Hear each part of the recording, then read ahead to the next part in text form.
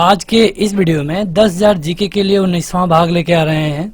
आपको बता दें कि आप इस वीडियो का पीडीएफ डाउनलोड कर सकते हैं और इसका टेस्ट भी दे सकते हैं। उसके लिए आपको ये वाला ऐप डाउनलोड करना होगा, जिसका लिंक आपको इस वीडियो के डिस्क्रिप्शन में और पहले कमेंट बॉक्स में मिल जाएगा। चलिए शुरू करें आज की ये वीडियो। इस वीडियो को लाइक करने के साथ चैनल को जरूर सब्सक्राइब करें। उसके बाद बेल आइकन दबाएं, उसमें ऑल सेलेक्ट करें इसी तरह की बेहतरीन वीडियो सबसे पहले पाने के लिए। आज की इस वीडियो में हम 50 महत्वपूर्ण प्रश्नों को कवर करेंगे। ये प्रश्न कई बार आपके परीक्षाओं में पूछे जा चुके हैं। यहाँ पर एक क्वेश्चन दिख रहा है, 4 विकल्प। आपको अपना उत्तर 5 सेकंड में कमेंट करके बताना होगा।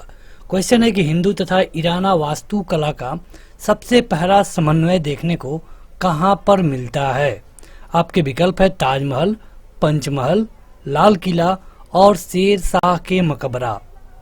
आपके पास 5 सेकंड होगा हर एक क्वेश्चन का उत्तर बताने के लिए और अपना उत्तर कमेंट करके जरूर बताएं। देखिए, जहां पर आपको बताना है कि हिंदू और ईरानी मतलब कि दोनों का वास्तुकला का दोनों जब एक ही जगह मिलके बात की जाए तो ये मिलता है शेर शाह के मकबरा में। शेर शाह का मकबरा कहाँ पे है? तो सासाराम में। सासाराम मतलब कि आज का बिहार। अगला क्वेश्चन है कि पशु पक्षी को जिस चित्रकला में विशेष स्थान मिला है वह कौन सा है। यहाँ पे आपके विकल्प है कि बूंदी शैली, अलवर शैली, किशनगढ़ शैली, द्रविड़ शैली। तो अगर हम बात करें पशु पक्षियों के चित्र की तो ये आप देखेंगे कि लगभग हर एक शैली में इनका फोटो मिलता है आपको, लेकिन यहाँ पे कहा गया है विशेष स्थान, तो ये है बूंदी शैली में। अगला क्वेश्चन है कि बुद्ध और मीराबाई के जीवन दर्शन में मुख्य साम्य क्या था। साम्य मतलब कि एक जैसा। ऑप्शन है अहिंसा, व्रत का पालन, निर्वाण के लिए तपस्या, संसार दुखपूर्ण है, सत्य बोलना। तो यहाँ पे इन दोनों में कॉमन था संसार दुखपूर्ण है। भगवान बुद्ध ने भी कहा था कि अगर आपका जन्म हुआ है तो दुख तो होगा ही। अब ये आपको निर्णय लेना होगा कि आप कितना दुख चाहते हैं। अगला है कि सिंधु घाटी के लोग विश्वास करते थे। आपके विकल्प है आत्मा और ब्रह्मा में, कर्म कांड में, यज्ञ प्रणाली में और मात्र शक्ति में। आपको बताना है कि किसमें। तो आपने सिंधु घाटी सभ्यता में पढ़ा होगा मात्र शक्ति के बारे में। उस समय जो समाज होता था मात्र सत्तात्मक होता था, मतलब कि मालिक के तौर पे माता ही होती थी। और बाद में जब वैदिक काल आता है लगभग 600 ईस्वी में, जब 600 ईस्वी में जब वैदिक काल की शुरुआत होती है भारत में, तो वहां से पितृ सत्तात्मक देखने को मिलता है, जो कि आज तक कंटिन्यू है। अगला है चोल युग प्रसिद्ध था किसके लिए। धार्मिक विकास के लिए, ग्रामीण सभाओं के लिए, राष्ट्रकूटों से युद्ध के लिए और लंका से व्यापार के लिए। तो चोल युग को जाना जाता है ग्रामीण सभाओं के लिए। अगला क्वेश्चन है कि वैदिक युग में प्रचलित लोकप्रिय शासन प्रणाली कौन सी है। बात की गई है वैदिक युग में, जिसके बारे में हम आपको बता रहे थे। तो यहाँ पे वैदिक युग में पितृ सत्तात्मक प्रणाली चलने लगी और यहाँ से ही एक नया नाम आया गणतंत्र का। गणतंत्र का। अगला है कि भागवत धर्म के प्रवर्तक कौन थे। जनक, कृष्ण, याज्ञवल्क्य, सूरदास। भागवत गीता, इससे आप आसानी से बता सकते हैं। जहां भागवत की बात आ जाए यानी कि आपका सही उत्तर होगा भगवान श्री कृष्ण। अगला क्वेश्चन है कि वंश भास्कर के रचयिता कौन है। बाकीदास, सूर्यमल मिश्र, कबीरदास, श्यामल दास, विठल दास। तो ये है सूर्यमल मिश्र। अगला है कि पृथ्वीराज रासो का रचनाकार कौन था। ये क्वेश्चन बेहद महत्वपूर्ण है और अगर आप यूपी से हैं तो यूपी SSSC में ये बहुत बार पूछा गया है। एक बार यूपी टेट में भी पूछा गया था। तो ये है चंद्र बरदाई। अगला है कि कश्मीर का शासक जो कश्मीर का अकबर के नाम से जाना जाता है, उसका क्या नाम है। शमसुद्दीन शाह, सिकंदर बुत सेकरन, हैदर शाह, जैनुल आबदीन। कश्मीर का अकबर कहा जाता है जैनुल आबदीन को। जैनुल आबदीन को कश्मीर का अकबर कहा जाता है। यहाँ पर 5 सेकंड में आपको अपना उत्तर कमेंट करके बताना है और आप काउंट करते रहिए कि आपने कितने क्वेश्चनों का उत्तर गलत दिया। बाद में आप माइनस करके बता सकते हैं कि कितना आपने सही किया। संथाल निवासी हैं। विकल्प है मध्य भारत, दक्षिण भारत, पश्चिम भारत और या फिर पूर्वी भारत। तो मध्य भारत के हैं संथाल निवासी। अगला है कि रोम का प्रथम शासक कौन था? न्यूमिटोर, रीमस, रोम्यूलस, हैमिलर वर्का। तो ये था न्यूमिटोर। अगला है चीन का वास्तविक कागज के निर्माण का श्रेय किसको दिया जाता है? जैसे कि अगर आप बात करें कागज की कि कागज का आविष्कार सबसे पहले किस देश में हुआ, तो ये मिलता है चीन का नाम। लेकिन चीन में वास्तविक कागज का जो श्रेय है किसको दिया जाता है, किस व्यक्ति को? तो ये है साई लुन। अगला है शशांक को किस शासक ने पराजित किया? पराजित किया गया था हर्षवर्धन के द्वारा। वीर भारत समाज किसने स्थापित किया? जोरावर सिंह बारहट, गोकुलदास असावा, एस्टर आदिएंद्र, विजय पथिक। अगर हम बात करें वीर भारत समाज की तो ये है विजय पथिक। दिल्ली की प्रसिद्ध जामा मस्जिद का निर्माण किसने किया?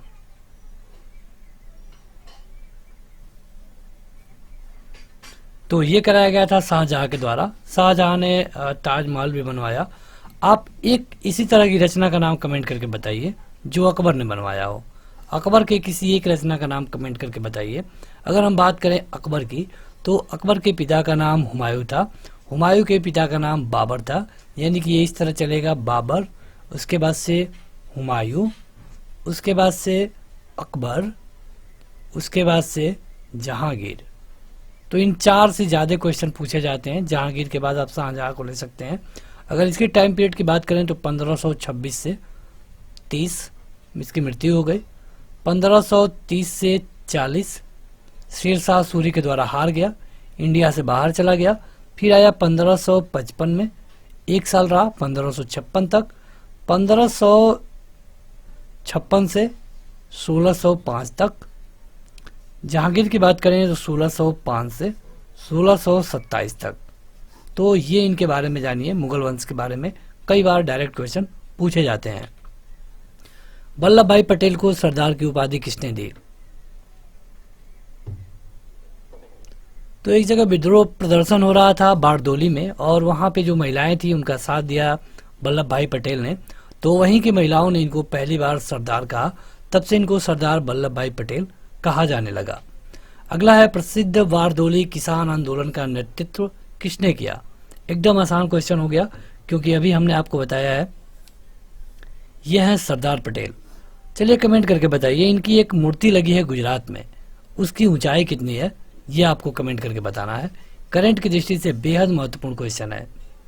अगला है कि पहला ईरानी शासक जिसने भारत में कुछ भाग को अपने अधीन किया था उसका नाम क्या था? साइरस, कैम्बिसिस, डेरियस प्रथम और सहार्थ। तो ये था साइरस। अगला क्वेश्चन कि अकबर द्वारा बनवाई गई श्रेष्ठतम इमारतें पाई जाती हैं। अभी हमने इसी क्वेश्चन को आपसे पूछा था कि अकबर के द्वारा बनाई गई किसी भी इमारत का नाम बताइए। कहाँ पे अधिकतम इमारत इसने बनवाया है? आगरा में? बिल्कुल नहीं, ये शाहजहां के द्वारा आगरा में बनाया गया। लाहौर में भी नहीं, इलाहाबाद में भी नहीं, ये बनाया गया था फतेहपुर सीकरी में। आपने बुलंद दरवाजा का नाम सुना होगा। अगला है कि विदेश में प्रथम स्वतंत्र भारतीय सरकार किसने स्थापित की? ऑप्शन है बरकतुल्लाह, सुभाष चंद्र बोस, लाला हरदयाल, राजा महेंद्र प्रताप सिंह। तो ये थे राजा महेंद्र प्रताप सिंह।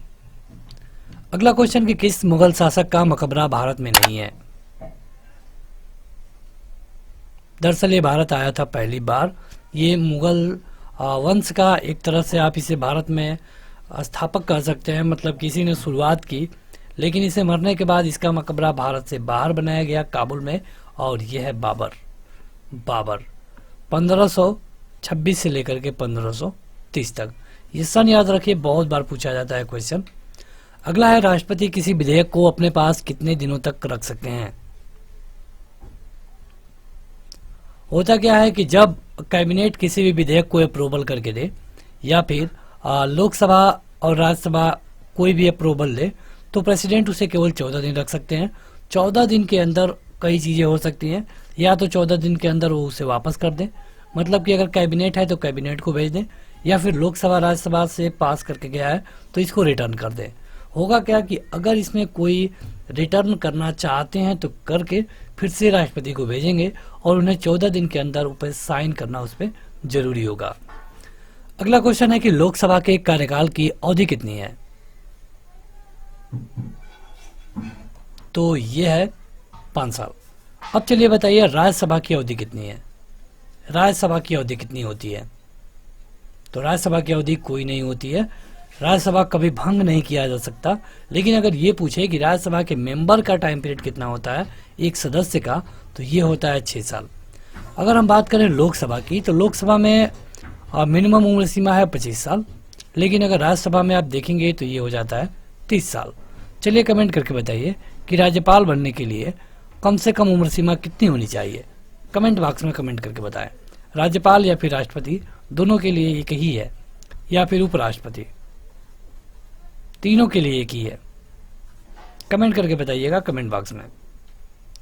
राज्यसभा की बैठकों की अध्यक्षता कौन करता है? महत्वपूर्ण क्वेश्चन है, क्योंकि लोकसभा में तो एक स्पीकर होता है, राज्यसभा की बात करें तो यहाँ पे होते हैं वाइस प्रेसिडेंट। अच्छा, हमने ये उपराष्ट्रपति का पद कहाँ से लिया है? अमेरिका से। अगला है कि प्रति 2 वर्ष में राज्यसभा के कितने सदस्य कार्यनिवृत्त हो जाते हैं, मतलब कि रिटायर हो जाते हैं, उनका टाइम पीरियड खत्म हो जाता है? तो यह है 1/3।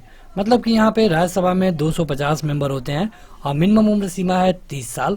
यहाँ पे ऐसे डिजाइन किया गया है कि हर 2 साल में 1/3 लोग रिटायर होते रहते हैं, लेकिन प्रति व्यक्ति की टाइम पीरियड देखें तो ये 6 साल का होगा। अगला क्वेश्चन है कि भारत के राष्ट्रीय ध्वज की लंबाई और चौड़ाई का अनुपात कितना है? अच्छा क्वेश्चन है, लेकिन बिल्कुल आसान है।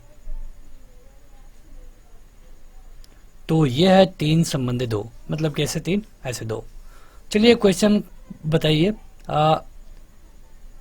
राष्ट्रीय गीत इसको कितने सेकंड में गाते हैं? पहले ध्यान से देखिए, राष्ट्रीय गीत को कितने सेकंड में गाया जाता है? कोई आपका उत्तर गलत ना हो इसलिए इसे जरूर ध्यान से पढ़िए। राष्ट्रीय गीत को कितने टाइम पीरियड में गाया जाता है? कमेंट करके बताइएगा।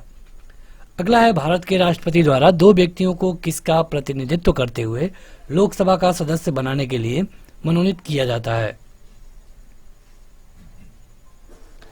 तो यह है आंग्ल भारतीय। आंग्ल भारतीय क्या मतलब होता है? देखिए, जब बात करें अगर हम 1950 की, तो जब यहाँ से अंग्रेज चले गए तो फिर भी कुछ ऐसे अंग्रेज व्यक्ति थे जो कि यहाँ पे रहना उनको पसंद था। वो लोग यहाँ पे रुक गए और उनकी संख्या कुछ ही बची है भारत में। तो अब क्या होगा कि जब उनकी संख्या बिल्कुल कम है तो जाहिर सी बात है कि उनमें से कोई व्यक्ति जीत कर नहीं आ सकता, क्योंकि यहाँ के लोगों के मन में एक तरह से उनके प्रति नफरत है, कोई उनको मत देगा नहीं। तो उस कंडीशन में वो जितने भी लोग बचे हैं उनका प्रतिनिधित्व देने के लिए लोकसभा में 2 लोगों को प्रेसिडेंट के द्वारा नामित किया जा सकता है। अगला है कि राज्यों के गवर्नर संविधान के तहत किसके प्रति अपने आचरण के लिए उत्तरदायी होते हैं?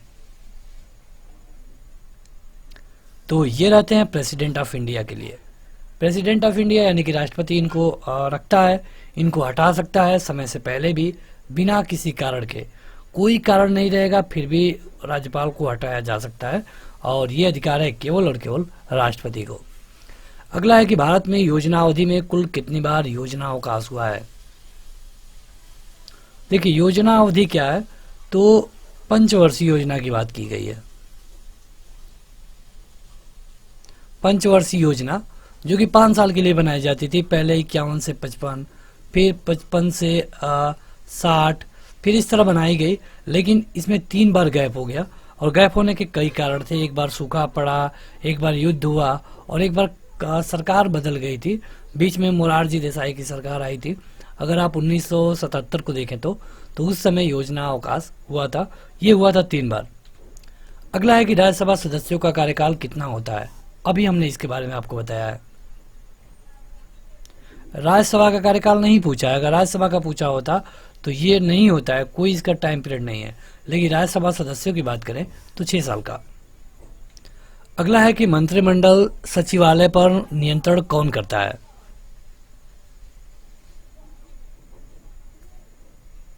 ये किया जाता है प्रधानमंत्री के द्वारा। अगला है कि भारत के संविधान के अनुसार संघ की कार्यकारी शक्तियां निहित होती है, किस पर?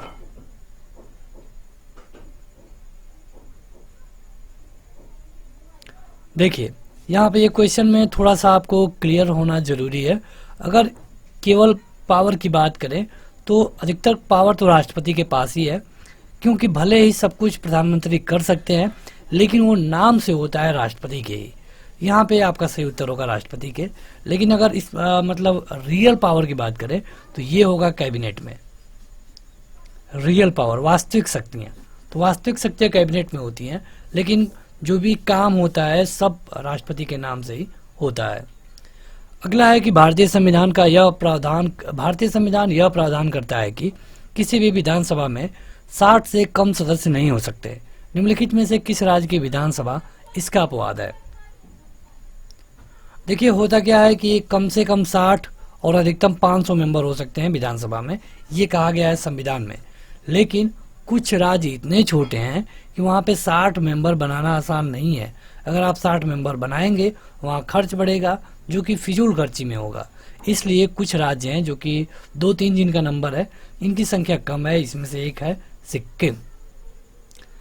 अगला है कि समुद्र तल पर बैरोमीटर में पारे का स्तर कितना होगा? सभी लोग अपना उत्तर कमेंट करके बताते रहें। जो लोग अभी तक इस वीडियो को लाइक नहीं किए हैं जरूर लाइक कर दें। अगर आप चाहते हैं इसका टेस्ट देना या फिर इसका पीडीएफ तो आपको ऐप डाउनलोड करना होगा, जिसका लिंक इस वीडियो के डिस्क्रिप्शन में और पहले कमेंट बॉक्स में मिल जाएगा। तो ये होता है कितना? 76 सेंटीमीटर। अगला है कि सबसे कम वर्षा कहाँ होती है? ज्यादा पूछा होता तो मानिसराम आपका सही उत्तर होता, लेकिन सबसे कम होती है लेह में। लेह लद्दाख जम्मू कश्मीर। अगला है कि भारत पर प्रथम यूरोपीय आक्रमणकारी कौन था? यूरोपीय पूछा गया है, वो भी आक्रमणकारी होना चाहिए, तो ये था सिकंदर। अगला है 38 नंबर की अराफात का अर्थ क्या है? अराफात किसका नाम है? देश का, नदी का, शहर का, जनजाति का? देश तो कोई है नहीं, शहर भी नहीं है, ये है एक नदी का नाम। और भारत की सबसे बड़ी नदी कौन सी है? तो गंगा। कितनी लंबाई है? तो 2500 किलोमीटर, 2525 किलोमीटर। और दुनिया की सबसे बड़ी नदी है नील नदी, जिसकी लंबाई है लगभग 6600 किलोमीटर। अगला है विश्व में सबसे अधिक वर्षा किस स्थान पे होता है? आ गया क्वेश्चन। तो ये होता है मानिसराम में। सबसे कम लेह में। अगला है पूर्व का स्कॉटलैंड किसको कहा जाता है? ये एक तरह से उपनाम वाले क्वेश्चन है। पूर्व का स्कॉटलैंड कहा जाता है मेघालय को। मेघालय को। अगला है हांगे काल झरना किस नदी पर स्थित है? हांगेन काल। तो यह है कृष्णा नदी पर। अगला क्वेश्चन है कि नंदी हिल्स किस शहर के पास बसा हुआ है? ऑप्शन है बेंगलुरु, मैसूर, हुबली या फिर चेन्नई।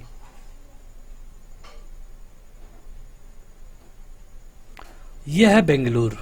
बेंगलुरु। अगला है कि भारतीय राज्य त्रिपुरा की राजधानी कहाँ है? कमेंट करके बताएं।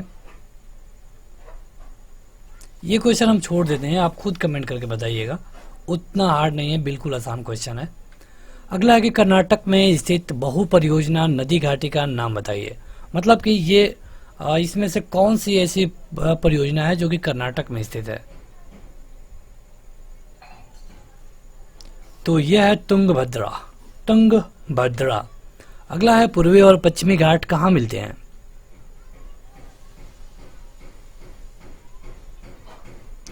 तो पूर्वी और पश्चिमी घाट मिलते हैं नीलगिरी पहाड़ी पे। नीलगिरी पहाड़ी पे। अगला है कि सूर्य के सबसे निकटतम ग्रह कौन सा है? बिल्कुल आसान क्वेश्चन, यह है बुध, जो कि केवल 88 दिनों में सूर्य का एक चक्कर लगा लेता है। बुध के बाद कौन सा ग्रह आता है? बताइए कमेंट करके। शुक्र। शुक्र के बाद पृथ्वी, पृथ्वी के बाद मंगल। अगला है कि रिएक्टर स्केल से क्या मापा जाता है। रिएक्टर स्केल की हम बात करते हैं तो इस पर क्या मापते हैं। जो लोग अभी तक इसको लाइक नहीं किए हैं जरूर लाइक कर दें, इसे अपने दोस्तों में शेयर भी करिए ताकि ज़्यादा लोगों तक ये वीडियो पहुंच सके। रिएक्टर स्केल से मापते हैं भूकंप। अगला है कि राष्ट्रीय योजना समिति के अध्यक्ष पद पर नियुक्त होने वाले व्यक्ति कौन थे। ये थे पंडित जवाहरलाल नेहरू, जो कि हमारे पहले प्रधानमंत्री भी हैं। राष्ट्रीय योजना समिति की रिपोर्ट कब प्रकाशित की गई। ये आज़ादी से पहले की बात है और ये हुआ था 1938 में। अगला क्वेश्चन कि योजना आयोग का गठन कब हुआ। योजना आयोग, जिसको 1 जनवरी 2015 से बदल करके नीति आयोग कहा जाता है, तो इसका गठन किया गया था मार्च 1950 में। तो बस आज के इस वीडियो में इतना ही। यहाँ पे हमने 50 क्वेश्चन कवर किया। अब आप कमेंट करके बताइए कि 50 में से आपने कितना सही किया। इस वीडियो को लाइक करने के साथ इस ऐप को जरूर डाउनलोड करें, जिसका लिंक इस वीडियो के डिस्क्रिप्शन में और पहले कमेंट बॉक्स में मिल जाएगा। आज के इस वीडियो में इतना ही। Thank you.